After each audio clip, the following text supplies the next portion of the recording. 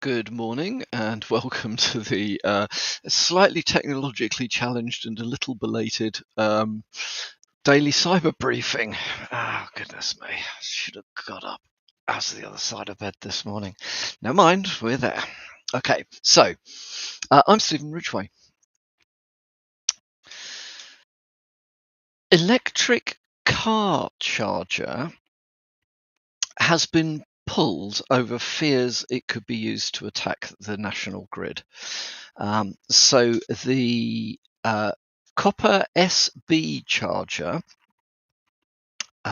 which is made by a company called Wallbox, is a seller of chargers for electric cars. This particular charger sells for around £500. However, it does not provide adequate protection against it being used to create disruption on the national grid. Now, what the issue seems to be, it isn't that there is a known vulnerability, it's that there is a known, an exploitable vulnerability right now. There is, though, an architectural vulnerability, which is basically that the chargers are accessible over the internet. Okay. Now you can then, if it's your charger, you can make decisions like, I'm going to be home later, I'll need the car. Let me turn the charger on, kind of thing. Make sure it's charged up. All well and good, useful functionality, obviously. However, it does not appear that the manufacturers at Wallbox have put in place adequate protection for that functionality. So there is the possibility that the Wallbox copper SB chargers could be used to drive things like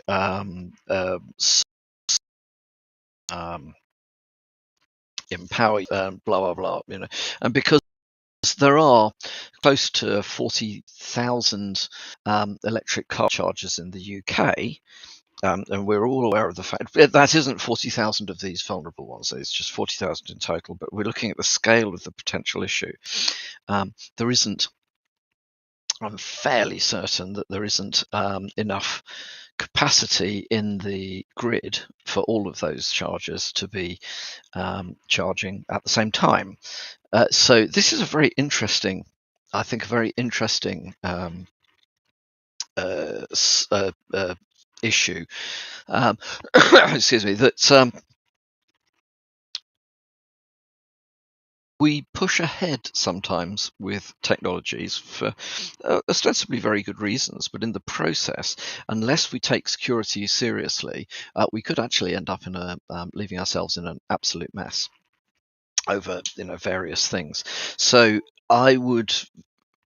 What can we? Well, firstly, if you've got one of these, be aware nobody's asking for existing ones to be removed. Okay, so you don't have to go and replace it. However, I think it would be fair to say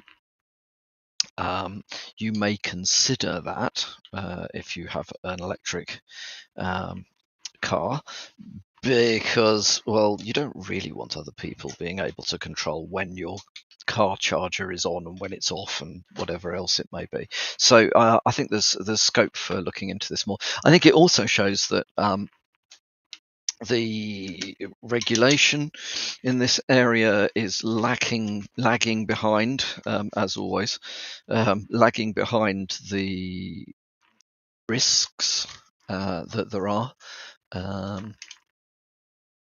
in this. And I don't know. I mean, I'm not absolutely convinced that the government, when they push towards these very rapid, very significant changes,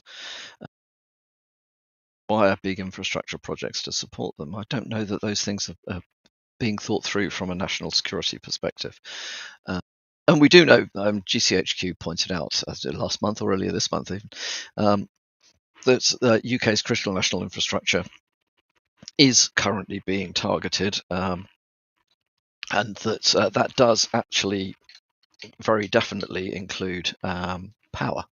So I think it's a very interesting. Now, the article I found for this, unfortunately, is behind a paywall. I couldn't find any other references to this quickly this morning. However, you get the gist of it from the headlines and whatever, and I'm sure that there will be further information made available. So apologies that the link for this one is from the Telegraph and that it's behind a paywall, but I thought it was too important to not mention. There is new Linux malware that is being that exploits Redis for cryptojacking. It also has the ability to disable security features within Linux. And I think it's definitely something that if you run a Linux environment, you should be aware of. So the malware is being known as MyGo or MeGo. There's a user mode rootkit that's used to hide its activity. It does make it more difficult to detect. So there is, again, of course, obviously the recommendation is to, if you're using Redis in any of your systems, make sure that A, Redis is patched, and B, you have been through and secured Redis correctly for your particular environment. There is a protected mode, so for Redis, which will address, to the best of my knowledge, will address the majority of these issues. And you can do other things. There are some mitigations set out in the article from Hackreed, talking about how one can configure Redis to avoid being vulnerable to some of these things. Bearing in mind that MyGo uses compile time obfuscation and a rootkit, user mode rootkit lib process hider, which hides processes and artifacts, does make it somewhat more difficult to identify once it has got a foothold on your devices.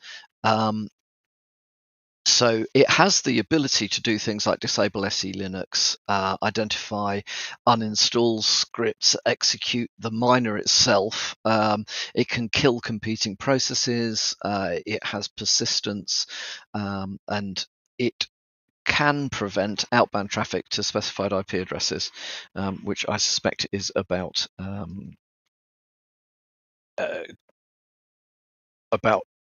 controlling visibility on cloud-based endpoint protection solutions. So be aware of this. Good article in Hackreed.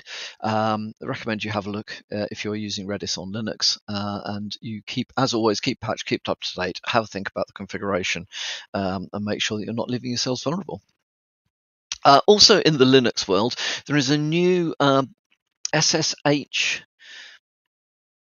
key stealing malware that is being known as SSH Snake. Now, SSH based malware is not new.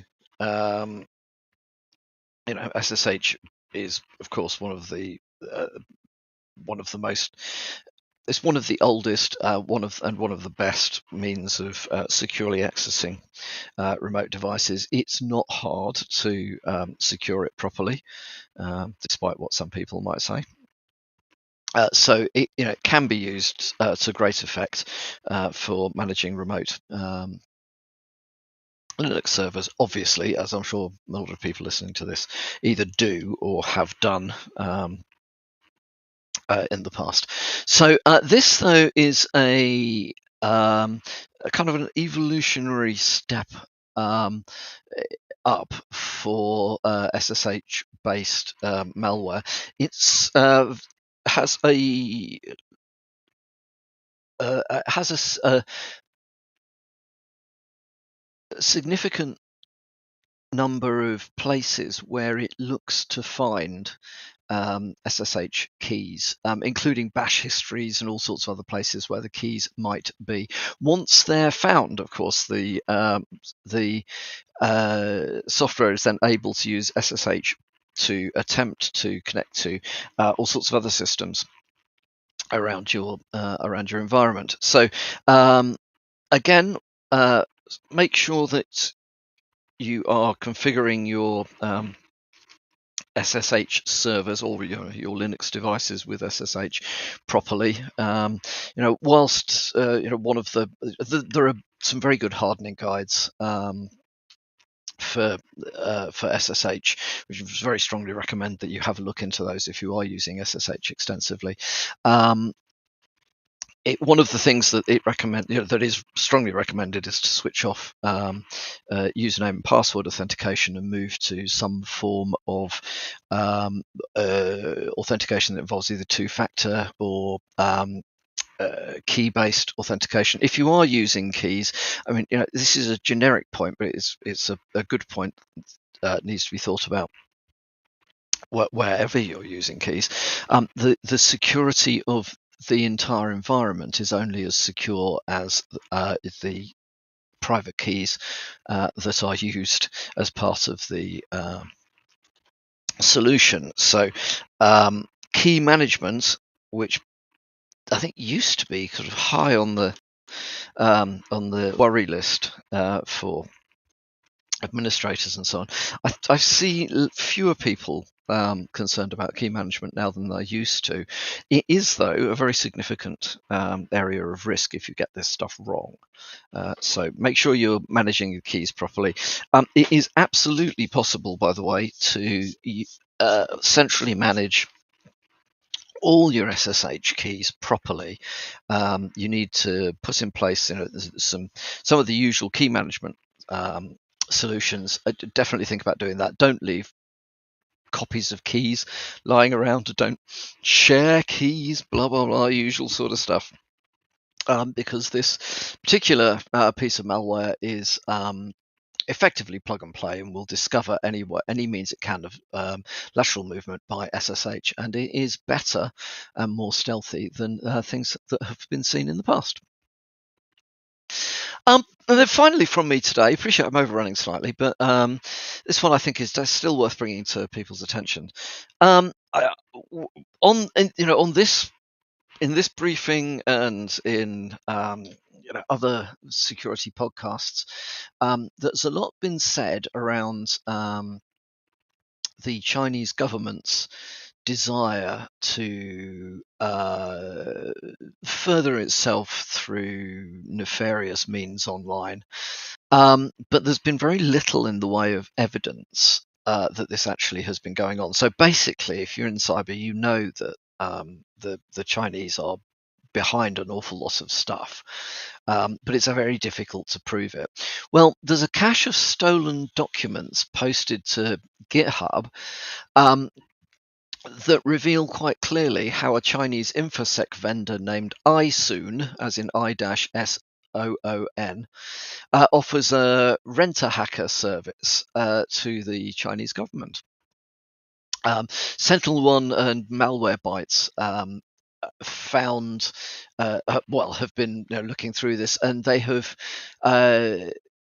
they're of the opinion that this particular group is capable of compromising devices running Linux, Windows, Mac OS, iOS, and Android, and that this particular group claims to have compromised government departments in India, Thailand, Vietnam, South Korea, and accessing NATO system, although I think quite rightly the article in the Register doesn't say whose system that is. So if you are interested in this geopolitics and the cyber side of this sort of stuff, makes for a very interesting read, but to all the naysayers out there, well, look, there is proof that the Chinese are actually doing some of the things that we all know they're doing, but it's difficult to prove. Here is some actual proof. So, remain vigilant. It's a slightly scary world at the moment in some ways, but if we all do our bit for our organisations and friends and family, we should be able to remain as secure as we would need to be. So that is enough from me for today. I hope you have a good Thursday.